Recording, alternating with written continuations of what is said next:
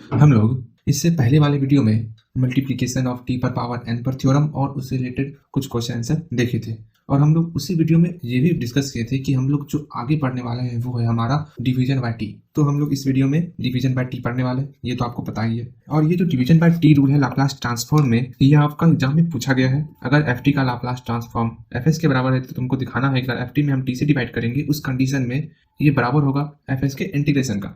Okay, और ये कब होगा? जब ये एग्जिस्ट कर रहा हो एफ टी बाई टी। चलो हम इसको प्रूव करते हैं। फर्स्ट ऑफ ऑल पहले हम इसका स्टेटमेंट देख लेते हैं कि आखिर ये थ्योरम कहता क्या है। इसमें आपको दिया हुआ है कि एफ टी का लाप्लास ट्रांसफॉर्म एफ पी के बराबर है। कोई कोई बुक में यहाँ पर पी की जगह पर एस भी रहता है, जैसे हमारे क्वेश्चन बैंक में पी की जगह पर एस भी है, कभी कभी पी रख देता है, तो कोई नहीं, पैरामीटर पी या फिर एस आप ले सकते हो। ठीक, आपको ये हमेशा याद रखना है। क्या मैं आपको शुरू से कहते आ रहा हूँ, आपको ये हमेशा याद रखना है कि एफ टी का लाप्लास ट्रांसफॉर्म बराबर होता है एफ पी के। ठीक, और इसके बारे में हम लोग डिटेल से पहले चर्चा कर चुके हैं। हाँ, तो हम लोग मुद्दे पे आते हैं। डिवीजन बाय टी में यदि हमको दिया हुआ है कि एफ टी का लाप्लास ट्रांसफॉर्म एफ पी के बराबर है, उस कंडीशन में हमको प्रूव करना है कि अगर हम एफ टी में टी से डिवाइड कर दें तो उस कंडीशन में इसका लाप्लास ट्रांसफॉर्म हो जाएगा एफ पी का इंटीग्रेशन। कहाँ से कहाँ तक? लिमिट इसका लेकिन रहेगा P to infinity into T P. और आपके एग्जाम में कभी कभी इसका स्केल चेंज भी कर सकता है। यहाँ पर p के जगह पर आपको x भी दे देगा। मीन ऐसे देखो एफ एक्स डी एक्स, लेकिन लिमिट आपका p टू इन्फिनिटी ही रहेगा, इसको याद रखना। अरे या x डी एक्स दे या p डी पी दे, वैल्यू तो वही आने वाला है। ठीक, पहले आप इस थ्योरम को अच्छे से समझो। मैं एक बार फिर से कहता हूँ, डिवीजन बाय टी इस प्रॉपर्टी में अगर हमको दिया हुआ है कि एफ टी का लाप्लास ट्रांसफॉर्म एफ पी के बराबर हो रहा है, उस कंडीशन में अगर हम एफ टी में टी से डिवाइड करेंगे और उसका हम लाप्लास ट्रांसफॉर्म निकालेंगे, उस कंडीशन में इसका लाप्लास ट्रांसफॉर्म आएगा एफ पी का इंटीग्रेशन करने पर। कहाँ से कहाँ तक? पी टू इन्फिनिटी तक। बहुत ही सिंपल फंडा है, बस इसी को हम लोग प्रूव करेंगे और इस पर बेस कुछ क्वेश्चन देखेंगे जो कि हमारे एग्जाम में आया हुआ है और उससे रिलेटेड अदर इंपॉर्टेंट क्वेश्चन भी देखेंगे। ओके, हमको दिया हुआ है यहाँ पर कि एफ टी का लाप्लास ट्रांसफॉर्म एफ पी के बराबर हो रहा है। अच्छा, लेकिन हमको वैल्यू निकालना है, एफ पी का इंटीग्रेशन का वैल्यू निकालना है। यहाँ एफ पी है, इसका मतलब हमको इसका इंटीग्रेशन करना होगा। हाँ, ये तो बिल्कुल सही है, हमको इंटीग्रेशन करना होगा। चलो हम तो इंटीग्रेशन करेंगे ही करेंगे। और इसके अलावा हम लोग जानते हैं कि लाप्लास जो है आपका 3 पार्ट से मिलकर बना होता है। पहला पार्ट हो गया इंटीग्रेशन वाला part, mean 0 to infinity. Second exponential e पर पावर माइनस पी टी, यहाँ पर हम पैरामीटर p ले रहे हैं, s नहीं ले रहे हैं। ठीक है, e पर power minus P T. And factor part हो गया आपका F T and D T. इसी को हम लोग लाप्लास ट्रांसफॉर्म में शॉर्ट में लिखते थे L F T, mean F T का लाप्लास ट्रांसफॉर्म। ये आपका एक्सपेंड हो गया, इसी का यहाँ पर एक्सपेंड किया हुआ। ठीक है, चलो हम लोग इसको प्रूव करते हैं। हमको तो ये टर्म दिया हुआ है, हम इसी टर्म को यहाँ पर हूबहू उतार लेते हैं। तो इसको हम लिख सकते हैं एफ पी बराबर एफ टी का लाप्लास ट्रांसफॉर्म, सेम यही चीज़ है। ठीक, अब इस टर्म को हम लोग एक्सपेंड कर लेते हैं इस फॉर्म में। चलो एक्सपेंड करते हैं इस फॉर्म में। अब क्या करना है वो देखो आप, हमको इसका इंटीग्रेशन करना है पी टू इन्फिनिटी में। हमको इस टर्म का इंटीग्रेशन करना है, कहाँ से कहाँ तक लिमिट होना चाहिए? p से इन्फिनिटी तक। अब इसका हम लोग इंटीग्रेशन करेंगे विथ रिस्पेक्ट टू p, तो integration with respect to p, तो एफ पी डी पी हो गया, लेकिन इसका लिमिट p टू इन्फिनिटी होना चाहिए क्योंकि हमको p टू इन्फिनिटी प्रूफ करना है। चलो बहुत अच्छे, यहाँ तो आपका डबल इंटीग्रेशन हो गया। अब इस ये तो t इसके लिए था, इस इंटीग्रेशन के लिए। अब इस इंटीग्रेशन के लिए यहाँ पर आपका डी आ जाएगा। बस आपको हल्का यहीं पर आपको हल्का ट्रिकी वाला काम करना है। वो क्या? यहाँ पर हम लोग changing the order of integration rule लगाएंगे। अब ऐसा क्यों कर रहे हैं, चेंज क्यों कर रहे हैं हम? क्योंकि इसका वैल्यू हमको लाप्लास में लाना है और हम लोग जानते हैं लाप्लास का इंटीग्रेशन का स्टार्ट 0 से इन्फिनिटी तक होता है। और यहाँ पर देखो इसका स्टार्टिंग p से इन्फिनिटी हो गया, तो लाप्लास में ये कन्वर्ट नहीं होगा, तो पहले हमको 0 से इन्फिनिटी लिमिट आगे लगाना होगा, तभी ये लाप्लास में कन्वर्ट होगा। तो जो अंदर में 0 से इन्फिनिटी है उसको हम लोग आगे ले लेंगे, इंटरचेंज कर लेंगे लिमिट का। जैसे ही लिमिट का इंटरचेंज करेंगे तो ये dt और dp भी इंटरचेंज हो जाएगा। ये हम लोग पढ़े हुए हैं changing the order of integration में। और यहाँ पर एक हम काम कर लेते हैं कि जो t वाला टर्म है ना उसको एक साइड कर लेते हैं, जो p वाला टर्म है उसको एक साइड कर लेते हैं, इससे जो हम लोग को इंटीग्रेशन करने में आसानी होगा। तो इस एक्सपोनेंशियल टर्म के साथ dp रख लिए, जिससे कि ये मेरा इंटीग्रेट हो जाएगा। And F T D T को हम लोग बाहर कर लेते हैं। पहले हम इसका इंटीग्रेशन करेंगे, तो हम लोग जानते हैं e पर पावर माइनस ए टी का इंटीग्रेशन क्या होता है, e पर power minus A T. And यहाँ पर कांस्टेंट टर्म कौन है? यहाँ तो p मेरा वेरिएबल है, यहाँ पर मेरा t ना कांस्टेंट टर्म है, तो जो कांस्टेंट टर्म है उससे हम लोग डिवाइड करते हैं, तो माइनस टी से डिवाइड होगा। जैसे e पर माइनस टू टी रहे और इसका इंटीग्रेशन हम लोग डी टी के रिस्पेक्ट में करेंगे। तो यहाँ पर टी वेरिएबल है तो कांस्टेंट मेरा -2 है, तो इसका आंसर ई पर पावर -2t बटे -2 होगा, जो कांस्टेंट टर्म उसे हम लोग डिवाइड करते हैं। सेम वही फंडा यहाँ पर लगा, यहाँ पर कांस्टेंट टर्म आपका -t था तो -t से हम लोग डिवाइड किया। अब आप बोलोगे भैया इसका इंटीग्रेशन करने से क्या फ़ायदा? अरे भाई यहाँ देखो, आप हमको प्रूफ क्या करना है, हमको एफ टी लाना है और टी लाना है। यहाँ मेरा एफ टी पहले से है, बस हमको बाई टी चाहिए ना, अब बाई टी यहाँ से मिल गया, मेरा प्रूव हो गया भाई। अब देखो इस टी को एफ टी के साथ भेज दो, जो कि कांस्टेंट टर्म है इस पी के लिए, तो ई पर power -pt p2 infinity F T by -t into D T. अब इसको आप सॉल्व करो और बन गया आपका। अच्छा तुरंत सॉल्व कर लेता हूँ। p का मान इन्फिनिटी पुट करेंगे तो ई पर पावर -इन्फिनिटी का वैल्यू 0 होता है। अगर आप नहीं जानते हो तो जान लो, ई पर पावर -इन्फिनिटी का वैल्यू 0 होता है। ठीक, तो इन्फिनिटी पुट करने का इसका वैल्यू ई पर पावर -इन्फिनिटी हो गया, फिर माइनस, फिर लोअर लिमिट हम लोग पुट करेंगे, तो लोअर लिमिट पुट किए तो सेम वही चीज़ आ गया, ई पर power -pt into F T by -t D T. इसका वैल्यू 0 तो माइनस ई पर पावर -pt, और यहाँ माइनस आपका पहले से है टी में, तो ये माइनस और ये माइनस मिलके प्लस हो गया, तो हो गया। ये मेरा लाप्लास का ही तो फॉर्म आ गया। बताओ लाप्लास का फॉर्म कैसे हुआ? देखो इंटीग्रेशन पार्ट्स 0 से इन्फिनिटी एंड एक्सपोनेंशियल पार्ट ई पर power -pt and factor part F T by T into D T हो गया। इसको हम लोग लिख सकते हैं फैक्टर पार्ट में लाप एल के साथ, तो Laplace transform of F T by T, जो हमको प्रूव करना था। कितना इजी फंडा था, बहुत ही आसानी से मेरा प्रूफ हो गया ये, यही आपका एग्जाम में पूछ देगा। सो सिंपल रहने के बाद भी आप आसानी से बना लोगे, कोई नहीं, कोई प्रॉब्लम नहीं है इसमें। बस आप ये चीज़ ध्यान रखना कि अगर एग्जाम में यहाँ पे पैरामीटर एस आया तो सब जगह आप पी के जगह आपको एस पुट करना है। ओके, अगर आपको यहाँ पर ये फॉर्म आया, आपको यहाँ तक तो करना है, लेकिन यहाँ पर आपको क्या करना है वो देख लो। यहाँ तक आप करने के बाद चूंकि एफ पी टी पी का integration F T by T के लाप्लास ट्रांसफॉर्म के बराबर है, बस आपको यहाँ पर लिखना होगा p is replaced by x, जहाँ जहाँ p है वहाँ पर आपको x पुट कर देना है, जो कि आपको प्रूफ करना होगा जब आपके एग्जाम में यहाँ पर x आएगा तो। दैट्स क्लियर, वरना आपका सिंपल फंडा है ही, आपको इसी तरह बना लेना है। इस थ्योरम पर आप एक क्वेश्चन देख लो, ये क्वेश्चन आपका 2015 में आया हुआ है। ये क्वेश्चन है साइन टी बाई टी का हमको लाप्लास ट्रांसफॉर्म निकालना है। देखो ये इसी का रूप है ना, क्या कैसा रूप है ये, मतलब हमको साइन टी में टी से डिवाइड किया गया है, मतलब अगर कोई एफ टी है उसमें हम टी से डिवाइड करेंगे, उस कंडीशन में इसका लाप्लास ट्रांसफॉर्म किया था। इस एफ टी के, ध्यान से समझना, इस एफ टी के लाप्लास ट्रांसफॉर्म का, इसी एफ टी के लाप्लास ट्रांसफॉर्म को हम लोग एफ पी कहते थे। इसको हमेशा याद रखना है, मैं कितनी बार मैं कहूँगा इसको इस चैप्टर में। चलो हाँ, एक बार फिर से समझो आप, अगर हमको इसका लाप्लास ट्रांसफॉर्म निकालना है तो जो मेरा एफ टी है उसके लाप्लास ट्रांसफॉर्म का, मीन एफ टी का लाप्लास ट्रांसफॉर्म एफ पी का हमको इंटीग्रेशन करना है। कहाँ से कहाँ तक? p2 इन्फिनिटी, बस हो गया आपका। कितना इजी फंडा है। इसका मतलब अगर हमको इसका लाप्लास ट्रांसफॉर्म निकालना है, इसका मतलब जो एफ टी आई मीन ये साइन टी है, साइन टी के लाप्लास ट्रांसफॉर्म का हमको इंटीग्रेशन करना है और आपका सॉल्यूशन आ जाएगा। कर लोगे क्या? अच्छा मैं कर ही देता हूँ भाई। एफ टी मेरा क्या है? साइन टी है, बस आपको एफ टी का पता लगाना है, चाहे वो मल्टीप्लिकेशन ऑफ टी पर पावर एन का थ्योरम हो या फिर डिवीजन बाय टी का थ्योरम हो, बस आपको एफ टी का पता लगाना है। यहाँ पे मेरा एफ टी साइन टी हो गया, और इसके बाद हमको क्या निकालना है? साइन टी का Laplace transform, I mean F P. अब साइन टी का लाप्लास ट्रांसफॉर्म क्या होता है हम लोग जानते हैं, क्या? पी स्क्वायर प्लस ए स्क्वायर, ए का मान यहाँ 1 है तो 1 स्क्वायर, और फिर ऊपर पे भी मेरा 1 आएगा। ठीक है, यही मेरा क्या है? एफ पी का वैल्यू है। अब हमको इसी का इंटीग्रेशन करना होगा। Now Laplace transform of sine t by t, F P का integration p2 infinity, F P क्या है? 1/p square plus 1 into D P, और हम लोग जानते हैं 1/p स्क्वायर प्लस 1 का इंटीग्रेशन tan इनवर्स p होता है, तो इसके जगह हम लोग लिख सकते हैं tan इनवर्स p, लेकिन लिमिट p2 इन्फिनिटी हो जाएगा। अब एक बार हम लोग इन्फिनिटी पुट करेंगे p की जगह पर, तो tan इनवर्स इन्फिनिटी माइनस, फिर एक बार p पुट करेंगे tan इनवर्स p की जगह p पुट करेंगे तो वही संख्या हो जाएगा। अब tan इनवर्स इन्फिनिटी का वैल्यू π/2 होता है।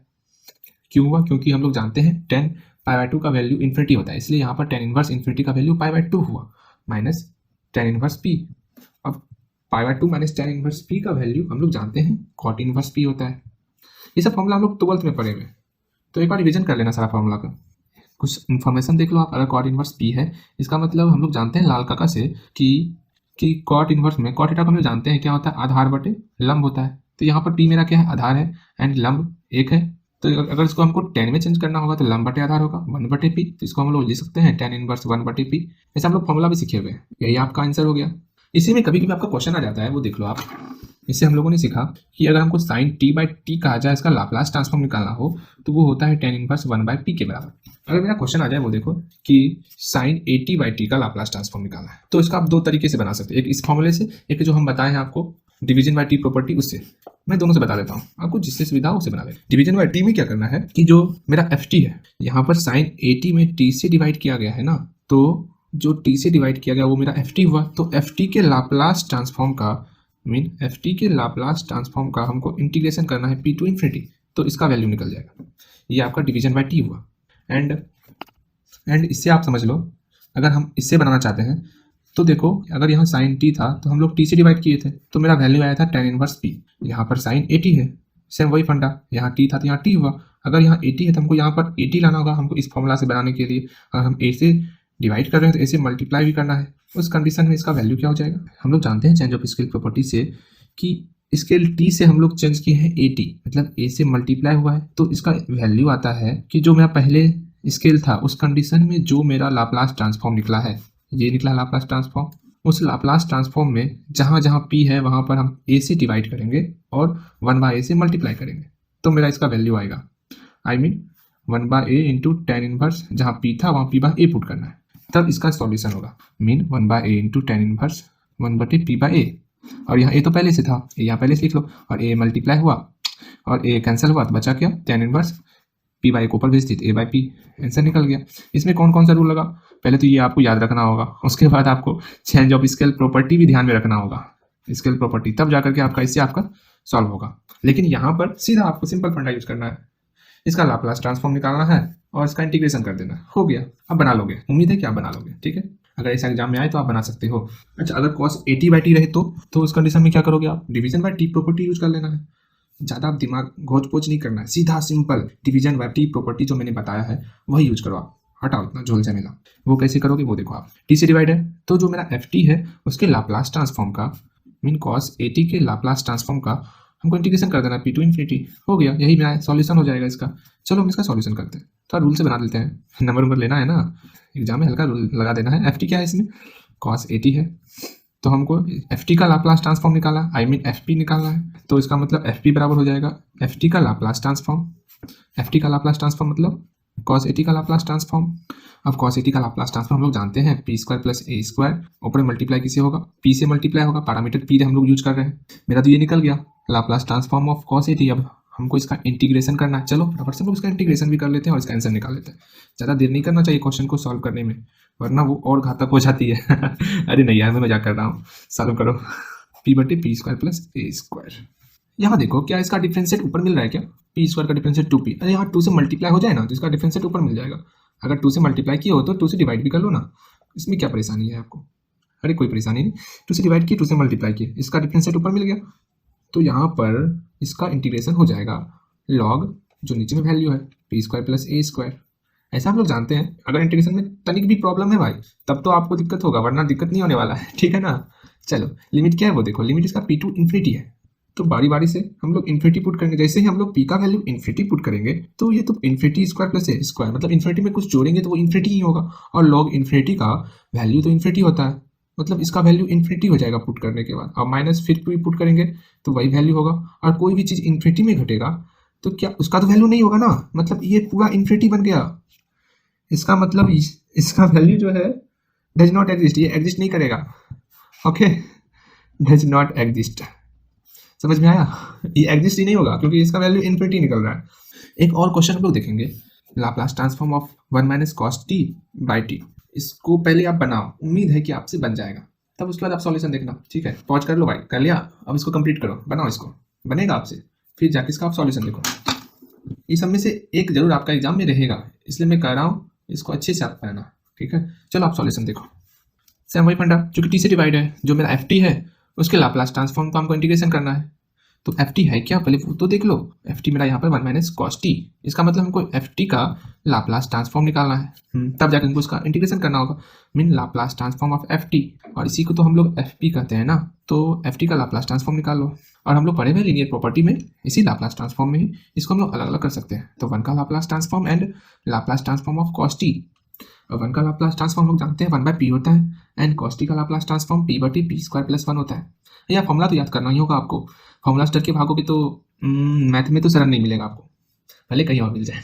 यहाँ तो आपको फॉर्मूला याद ही रखना होगा, और अरे बनाते बनाते याद भी हो जाता होगा। सिंपल, अब इसका हम लोग इंटीग्रेशन करेंगे। एफ टी के लाप्लास ट्रांसफॉर्म का हमको इंटीग्रेशन करना है, तो now Laplace transform of 1 - cos t/t integration of p to infinity 1/p - p/t p² + 1 into D P. हम लोग जानते हैं 1/x का इंटीग्रेशन log x होता है, क्योंकि यहाँ 1/p है तो log p होगा। तो पहले इसका इंटीग्रेशन हो गया log p, बहुत अच्छे। यहाँ देखो इसका डिफरेंशिएट ऊपर मिल रहा है ना, यहाँ p इसका डिफरेंशिएट 2p होता है। अच्छा यहाँ 2 चाहिए, 2p हो गया, बहुत खूब। बट यहाँ पर 2 से मल्टीप्लाई किए हो तो 1/2 भी रहना चाहिए, तब 1/2 का 1/2 कॉन्स्टेंट टर्म रह गया, क्योंकि इसका डिफरेंशिएट ऊपर मिल रहा है तो इसका इंटीग्रेशन लॉग नीचे का टर्म p² + 1, और जो इंटीग्रेशन का लिमिट है वो लिमिट आप पुट कर देना। लिमिट पुट करने में कतो ही नहीं करना है, ठीक है।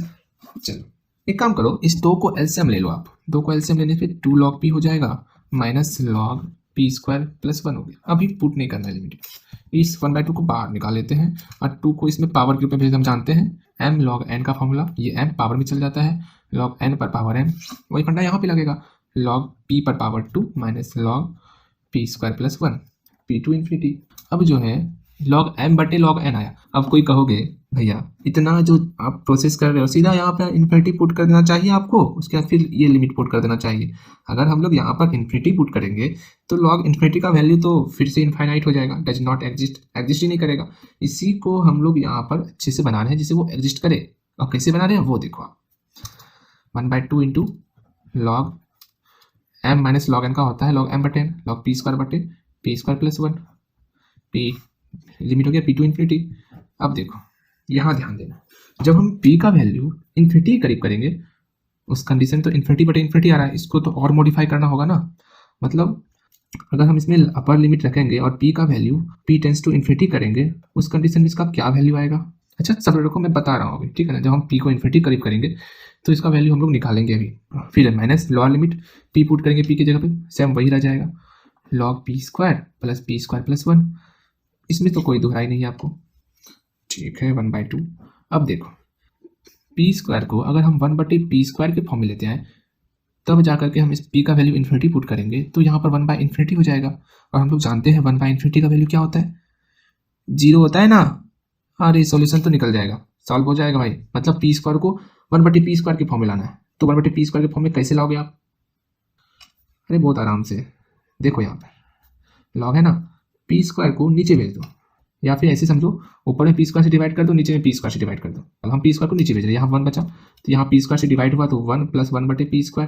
देखो 1/p² के फॉर्म में आ गया ना। या फिर p² से दोनों में डिवाइड करोगे तो p² है, p² कटा तो 1 हो गया, और यहाँ p² से यहाँ पर p² है, p² कटा तो 1 हो गया, यहाँ 1/p² बचा, ठीक, माइनस log p² + 1।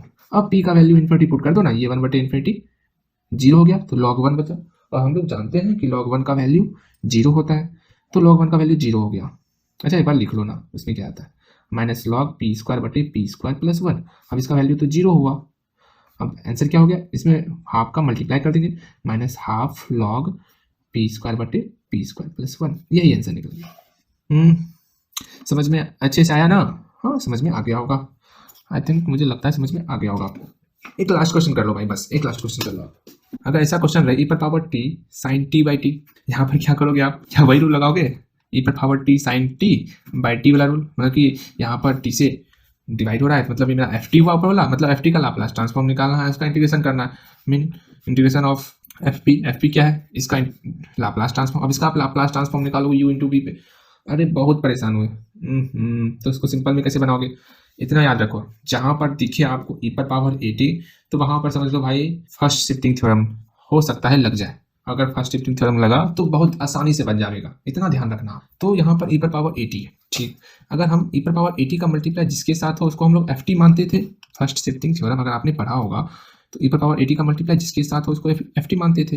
तब जो इसका लाप्लास ट्रांसफॉर्म निकलेगा वो क्या निकलेगा, वो निकलेगा कि e⁻at का जिसके साथ मल्टीप्लाई हो उसके लाप्लास ट्रांसफॉर्म का, मीन ft के लाप्लास ट्रांसफॉर्म का, मीन fp का हमको पैरामीटर चेंज कर देना है, p - a कर देना। मतलब इसका आंसर हो गया fp - a। बहुत सिंपल है, जो fp निकला जहां जहां p था वहां हमको p - a पुट कर देना, देखो कैसे निकलेगा फटाफट से।